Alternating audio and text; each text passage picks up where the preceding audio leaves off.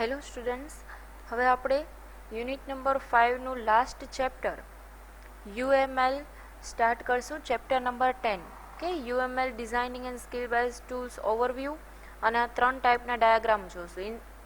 In short કે 4 topics આવશે. એક તો એનું જનરલ ઇન્ટ્રોડક્શન, એના 3 ટાઈપના ડાયાગ્રામ્સ. ઓકે, આ 4 જ ટોપિક ચેપ્ટર નંબર 10માં છે. UML unified modelling language. આ લેંગ્વેજ સ્પેશિયલી જ્યારે તમે થિયરી પરફોર્મ કરો, એકચ્યુઅલ ચેપ્ટર નંબર 9માં આપણે જોઈ ગયા કે કેવી રીતે એના ડાયાગ્રામ્સ કે વર્ક ફ્લો કે વોટ એવર આપણે એને રિપ્રેઝેન્ટ કરીને પ્રેક્ટિકલી આપવાના હોય છે. ડોક્યુમેન્ટેશન ડાયરેક્ટલી વર્ડ અને પાવર પોઈન્ટમાં કેવી રીતે કોપી પેસ્ટ થાય, કે તો આ બધી વસ્તુ આપણે જે ચેપ્ટર નંબર 9 સુધી જોઈ ગયા, એ બધી જ વસ્તુમાં કઈ લેંગ્વેજ યુઝ થાય છે? UML નામની લેંગ્વેજ યુઝ થાય છે, યુનિફાઈડ મોડેલિંગ લેંગ્વેજ. તો આ એનો ઇન્ટ્રોડક્શન પણ આપણે જોશું, અને ત્યાર પછી જે આ 3 ડાયાગ્રામ હતા એ 3 ટાઈપના ડાયાગ્રામ પણ જોશું. તો સ્ટાર્ટ કરીએ એના ઇન્ટ્રોડક્શનથી.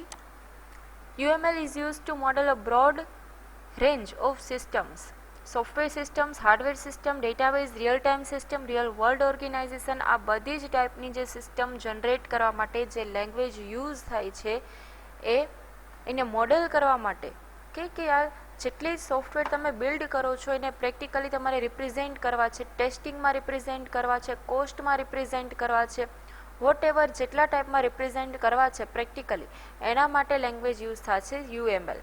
એની અંદર બધી જ સિસ્ટમ આવી જશે. સોફ્ટવેર તમારે નવો જનરેટ કરવો છે, નવો હાર્ડવેર જનરેટ કરવું છે, ન્યૂ ડેટાબેઝ તમારે ક્રિએટ કરવો છે, રિયલ ટાઈમ એપ્લિકેશન જનરેટ કરવી છે કે રિયલ વર્લ્ડ એપ્લિકેશન જનરેટ કરવી છે, વર્લ્ડ લેવલ સુધીની એપ્લિકેશન્સ આની અંદર આવી જશે. UML લેંગ્વેજમાં જનરેટ કરી શકશો. Rational support for business modeling uses UML to model real world organisation and their processes. Okay, specially real world organisations જે હોય છે એને સપોર્ટ કરે છે કે જે બિઝનેસ ટાઈપની એપ્લિકેશન છે, સિસ્ટમ છે. By sharing a single notation and a single tool across system and business analyst and system analyst can better communicate their needs, which is key to building a system that solves the customer's problems. જો તમારે તમારો software successful કરવો છે, જો કસ્ટમર્સના પ્રોબ્લેમ્સને solve કરેલો software તમારે build-up કરવો છે, તો એના માટે સિસ્ટમ એનાલિસ્ટ અને બિઝનેસ એનાલિસ્ટ, ઇન શોર્ટ કે ડેવલપર અને કસ્ટમર, આ બંને વચ્ચે જો બેટર કમ્યુનિકેશન થશે તો જ તમારો સોફ્ટવેર છે સક્સેસફુલ જશે. બિકોઝ તો જ કસ્ટમરે આપેલી રિક્વાયરમેન્ટ્સને જે સિસ્ટમ એનાલિસ્ટ છે એ સમજી શકશે.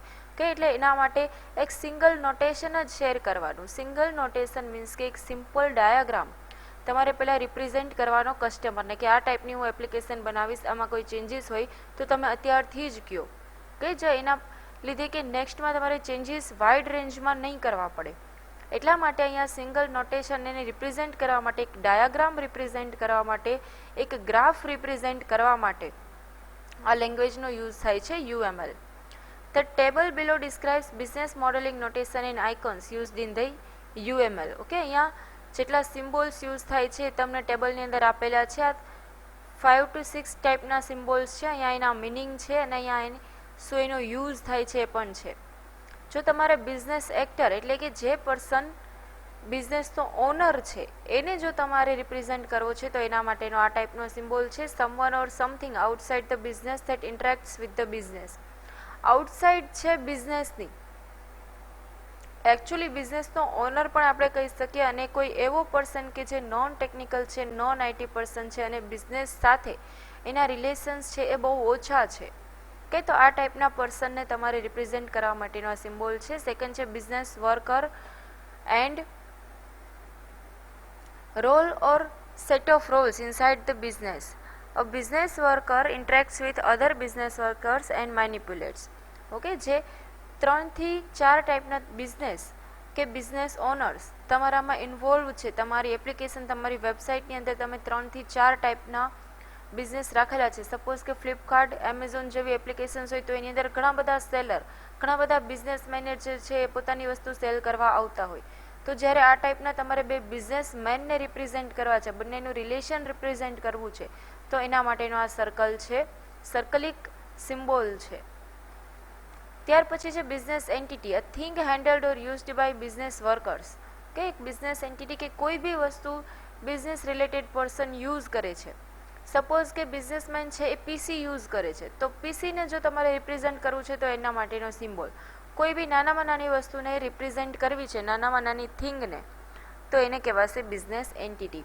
ત્યાર પછી business use case, sequence of actions a businessman perform that yields an observable result of value to a particular business actor, કે કાંઈ વસ્તુ કાંઈ સિક્વન્સને ફોલો કરે છે બિઝનેસમેન, કે સપોઝ કે એના 7 સ્ટેપ છે, કે એક કારને અહીંયાથી સેકન્ડ પ્લેસ ઉપર તમારે એને પ્લેસ કરવી છે કારને, તો એના માટેના સ્ટેપ્સ કેટલા છે, અહીંયા પહોંચવું, અહીંયા સ્ટાર્ટ કરવી, ત્યાંથી આ સુધીનો રૂટ એને સ્પેસિફાઈ કરવો, ત્યાર પછી રૂટ ઉપર એને ટ્રાવેલિંગ કરાવવું અને એટ લાસ્ટ એને ઓનર તરીકે સામેના વ્યક્તિને સોંપવી. આ જે સ્ટેપ્સ હોય 1 બાય 1 એને કહેવાશે યુઝ કેસ, કે જે 1 બાય 1 સ્ટેપ્સ છે એક સિક્વન્સ તમને ફોલો કરાવશે.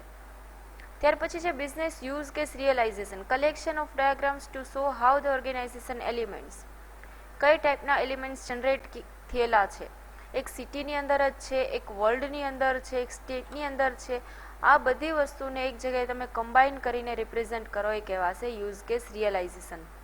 અને લાસ્ટ છે organisational unit, collection of business workers, business entities, relationships, business use case realisation, diagrams and other organisation units. ઉપરના જેટલા નોટેશન જોયા, જેટલી વસ્તુ આપણે જોઈ, એને તમે આ એક સિમ્બોલની અંદર પુટ કરી શકો છો. ઇન શોર્ટ કે તમે આ એક વસ્તુ રિપ્રેઝેન્ટ કરી દેશો, એની અંદર આ બધી જ વસ્તુ આવી જશે. પણ જો તમારે પર્ટિક્યુલર એક એક વસ્તુને ડિટેલમાં રિપ્રેઝેન્ટ કરવી છે તો તમારે એક એક સિમ્બોલ પર્ટિક્યુલર યુઝ કરવો પડશે. એની જગ્યાએ તમે આખું ઓર્ગેનાઇઝેશન તમારે શો અપ કરી દેવી છે કે આ જગ્યાએ મારી ઓર્ગેનાઇઝેશન પડેલી છે, તો એની અંદર ઉપરના બધા જ સિમ્બોલ આવી જશે. એની અંદર બિઝનેસ પણ આવી જશે, business actor, business worker, entities કેવી યુઝ કરે છે, યુઝ કેસ કેવા યુઝ કરે છે, કઈ સિસ્ટમને ફોલો કરે છે, આ બધી જ વસ્તુ જો તમારે એક સાથે બતાવવી હોય તો એના માટે છે organisational unit. Use to structure the business model by dividing it into smaller parts, કે અહીંયા જો એને તમે ડિવાઈડ કરવા જશો તો આ ટાઈપના સ્મોલર પાર્ટ્સ જનરેટ થઈ જશે. તો આ આપણે એના સિમ્બોલ્સ જોયા, એના નોટેશન્સ જોયા, એના આ રીતે નેમ હતા ને એની ડિટેલ હતી. Again, UML provides different diagrams. Each UML diagram provides a different view of business. કે યુઝ કેસ ડાયાગ્રામ તે ડિસ્ક્રાઇબ કરશે બિઝનેસ કન્ટેક્સ્ટ. આપણે અહીંયા 3 ડાયાગ્રામ જોવાના છે, યુઝ કેસ, એક્ટિવિટી અને ક્લાસ. તો એમાંથી યુએમએલ જે લેંગ્વેજ છે તમને 3 ટાઈપના ડાયાગ્રામ પ્રોવાઈડ કરે છે. એમાંથી ફર્સ્ટ યુઝ કેસ ડાયાગ્રામ, તો બિઝનેસ કન્ટેક્સ્ટ કેવી રીતે એકબીજા સાથે રિલેશનશિપ રિપ્રેઝેન્ટ કરતા હોય તો એ આપણે જોઈશું યુઝ કેસમાં. સેકન્ડ છે activity, describes behaviours in the business or business workflow, કેવી રીતે એ ફ્લો કરે છે, એક બિઝનેસમાંથી સેકન્ડ બિઝનેસમાં કઈ રીતે પાસ આઉટ થાય છે. આ બધી વસ્તુ જો બે બિઝનેસ વચ્ચે એકચ્યુઅલ રિલેશનશિપ બતાવે તો એના માટે છે એક્ટિવિટી, કે જે સ્પેશિયલ એક્ટિવિટી જ ડિસ્ક્રાઇબ કરશે. અને લાસ્ટમાં છે class diagram, static structure in the business, તમારું એકચ્યુઅલ સ્ટ્રક્ચર કેવું છે, એમાં પર્સન્સ કેવા છે.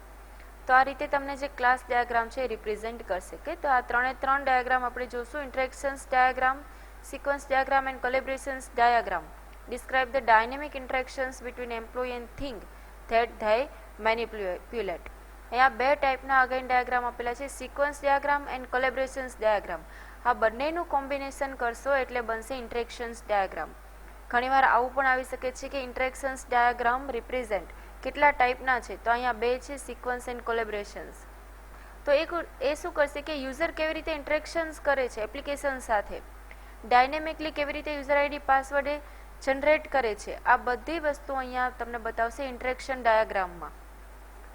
કે thus they indicate how the behavior described in activity diagram are realized. આ જે વસ્તુ અહીંયા કીધેલી છે ઇન્ટરેક્શન્સ ડાયાગ્રામને આ ચેપ્ટરની અંદર આપણે ક્લાસ ડાયાગ્રામની અંદર ઇન્વોલ્વ કરી દીધેલ છે. ઓકે, તો અહીંયા આપણે એનું આ લેક્ચરમાં ઇન્ટ્રોડક્શન જોઈ ગયા.